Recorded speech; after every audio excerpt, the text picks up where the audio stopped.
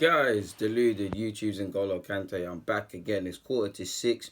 Obviously, we're all starting our day just before I go and obviously have to earn a living. I thought, let me make my own quick little YouTube video and whatnot. Now, I apologize for being late on the ball, guys, but we've got a new physiotherapist at the club in some capacity in regards to being a first team physio. Um, those of you that are eagle-eyed, you actually remember Arsenal. If you go on Arsenal.com, their jobs website, there was a post for a position within the first team doing physiotherapy or helping assisting the sides or the existing contingent of physiotherapists or people along them lines, because we've seen a lot of people come into the club this summer both in that area and many different departments. So it's gone. We've brought in a man called Chris Morgan, and although I'm not a physiotherapist, I don't know about any of them things.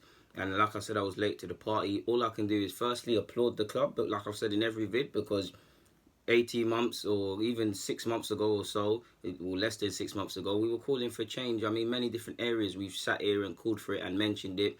And whether it's, regardless of what we say about the players, because the club seem to be addressing on-field issues in regards to the spine, there's goalkeeping coaches, many other different positions in both that deal with contracts and all them things being introduced. Like you guys that watch me up frequently, I've talked about all the additions and stuff. I can't keep a track of it. So on that basis, you want to see this. And away from all of that, I don't know anything about being a physiotherapist, but you want the best people in the best jobs to work with the best teams. If we've brought in several skilled people and we're bolstering our team, you've got to look at it like a football team. If we want to be the best football team, then we kind of have to be the best, have to get the best physiotherapists. Or it doesn't always correlate, but fine margins in a season. The difference between your players being fit could be the difference between an understrength side dropping 3 points when they shouldn't have, or whatever. Look at Liverpool. All right, cool, they didn't win the league title, and if you want to be harsh, you can say they actually should have finished a bit higher up the table, but they've got top four, they got Champions League final and things like that. Obviously, it don't mean nothing because they didn't win it, but you see what happens when you keep your players fit.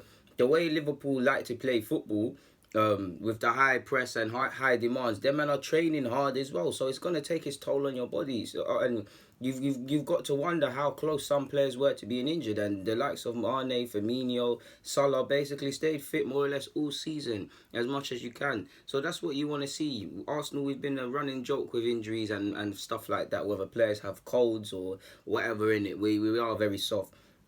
We want to see injuries continue to decrease because ultimately players can stay more on the field.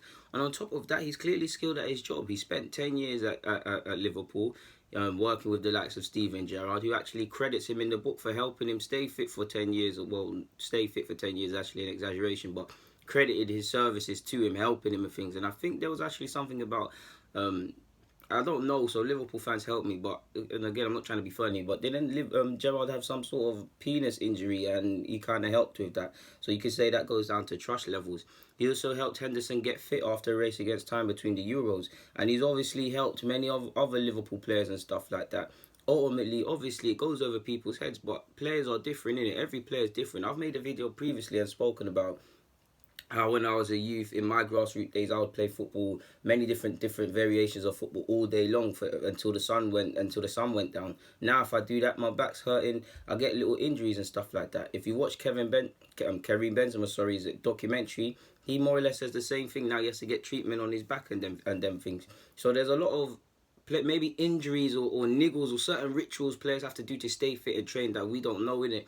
So obviously if he's helped many different people at Liverpool, he can use a lot of them transferable skills here, helping to tailor specific recovery plans, rehabilitation plans, working in conjunction with the nutritionists and them little things there, building up reports, seeing if we've decreased our injury rates or increased them. Is anyone less or more likely to get injured? The way they play or however they move, are they causing more injury to themselves? I don't know, innit? But this is a man you don't stay at Liverpool for 10 years, especially football's a very fickle environment. There are a lot of people that stay at clubs for a long time. Equally, a lot of people in his position continuously turn around. You don't stay at Liverpool for 10 years and things like that. You don't get praise for it from guys like Gerrard if you're not good at your job. Again, I'm not a physiotherapist, so I don't know. But like I said, he helped Henderson get fully fit as well. I think he helped with Emre Can. There's probably a number of other examples he's no doubt come and helped along the way. He obviously worked for 10 years at Liverpool. I think he's been a uni lecturer as well once upon a time. I believe his current position or most recent position was at Crystal Palace, which he spent 16 months before departing.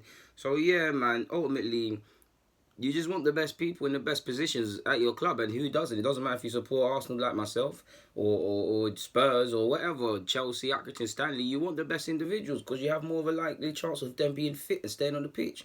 So yeah, man, there's really not much more to say on that front. Guys, deluded, get in the comments, subscribe, and do the rest if you wish. Don't get away without liking the vid. The most authentic. I am the most authentic YouTuber there is because I don't talk stuff I don't know, and when I do know something, I clearly know it. I mean, you've been here several times in several many departments. Like I'm down at this, and there's no point me praising myself now. Actions speak. The video proof is there.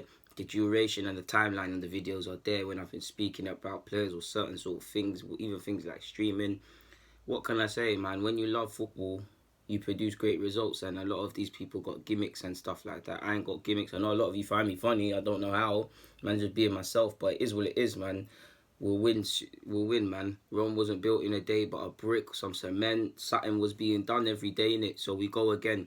And on that note, my people, them, whatever you're doing in your day, whatever time zone, what's that time zone you're watching this on, night time or daytime or whatever you're doing, just smash it in it. Good luck, God bless you, and stay safe, man. And obviously don't get away without liking the video. Make sure you return in it, because DG needs you just like you need him. I'm out.